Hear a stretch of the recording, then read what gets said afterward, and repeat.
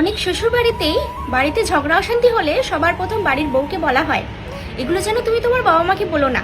আমি মনে করি একটা মেয়ের শ্বশুর বাড়িতে প্রতিটা পদক্ষেপে কি কি হচ্ছে সেটা সম্পূর্ণ অধিকার আছে তার বাবা মায়ের জানার। কারণ একটা শ্বশুর বাড়িতে যখন কোনো ঝগড়া অশান্তি হয় তখন কিন্তু সেই মেয়েটা পুরো একলা হয়ে যায়। কেউ কেউ তার স্বামীকে পাশে পায়, কেউ কেউ তো আবার সেটাও পায় না। এবং সেই মুহূর্তে সে যদি তার মাকে এই কথাগুলো বলে মনটা একটু হালকা করতে পারে, সেটা কিন্তু তার জন্যই ভালো।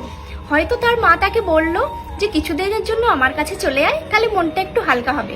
এমনটা নয় কিন্তু যে তার মা তাকে কাছে ডাকছে বলে তাকে কুশিক্ষা দিয়ে আবার শ্বশুর বাড়িতে পাঠাবে অশান্তি করার জন্য। এই ধারণাটা কিন্তু অনেকেরই ভুল থাকে।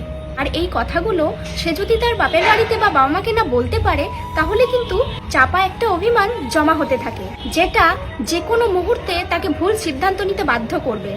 সেটা কিন্তু তার জন্য বা তার বাবা মায়ের জন্য কিন্তু কোনো অংশে ভালো নয়।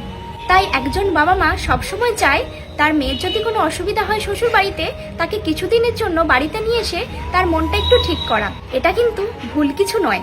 এই জিনিসটাকে দয়া করে কেউ ভুলভাবে নেবেন না। একটা মা কখনোই চাইবে না তার মেয়ের সংসার ভেঙে দিতে।